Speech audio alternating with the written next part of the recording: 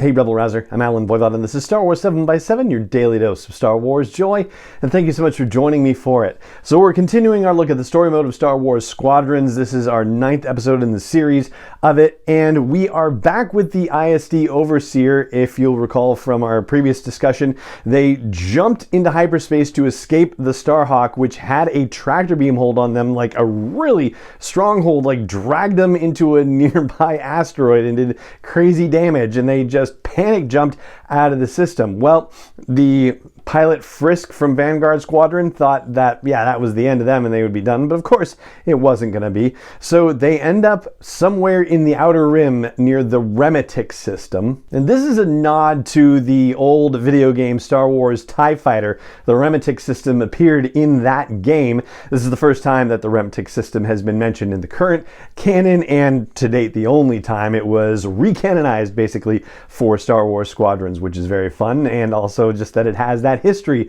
in connecting with previous Star Wars video gaming. Now, when the Overseer pops out of hyperspace, you see bits and pieces just flying off of it, basically, because that tractor beam on the Starhawk is so powerful that it can rip the Durasteel plates off of the hulls of ships like a Star Destroyer. So they're doing a damage report, they're sending fire crews around, they're sending out a distress call. It turns out there's an Imperial munitions depot in the Remetic system, but the guy who's running it, a Colonel Grom, is a real piece of work. He basically says, yeah, the Empire appointed me and I get to use my resources as I see fit. The Overseer folks want munitions and help with repairs, and Graham's like, well, I'm dealing with rebel guerrillas, and now that you're here, you're part of my fleet. And Teresa Corell, the captain of the Overseer, is like, well, this is ridiculous. Our orders are from Admiral Sloan. He's like, Admiral Sloan isn't here, so you're working for me now. This naturally makes Teresa Corell, the captain of the Overseer, very unhappy, and so she acquiesces, at least to Grom's face, but then tells her Lobot guy, LT-514, that we'll defend the munitions depot from the rebels that are about to attack it, but we're going to steal some stuff from them in the process. And the LT is like, well, this goes against regulations, I don't know about that. And Corell is like, yeah, no, we're going to do it anyway, and our orders come from Sloan, so that supersedes what a colonel is ordering. And when you talk to the LT guy in between the briefing and going out on the mission, he says, yeah, this feels a bit drastic, but Corell's right. The Admiral's orders supersede the Colonel's orders, so I guess we're just gonna do it. So the mission that you fly, Fractured Alliance is the name of the mission in the game. You're gonna protect the depot from the rebels, but at the same time you're gonna be scanning the depot and the various transports that are around and the cargo shuttles for something called baradium, which is a explosive material that's definitely going to help the Empire in their fight against the Starhawk. At least that's what you're being told. So you have to go scan for stuff, and you're doing that while you're waiting for the rebels to arrive.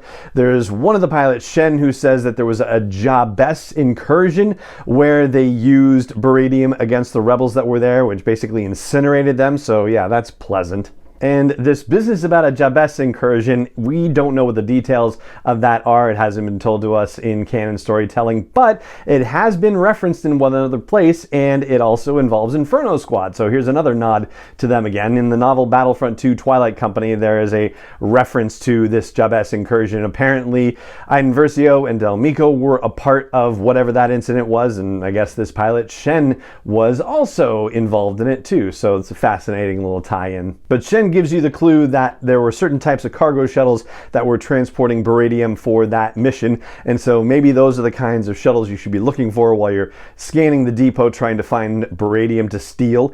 And you find it, and the plan is to have the Lobot guy remote pilot those shuttles to the Overseer while all of the starfighting is happening. The depot itself has 3 towers that are storing munitions. You have to protect those towers. So first, bombers and other starfighters show up, and then a corvette shows up with more fighters, and then a frigate shows up, and so you have to destroy all of these things while also protecting the depot and then escorting the shuttle safely to the Overseer. And once that's done, Colonel Grom says, all right, yeah, the mission's over, and I want Titan Squadron to land at the depot for a debriefing. And then Corell says, yeah, that's not going to happen.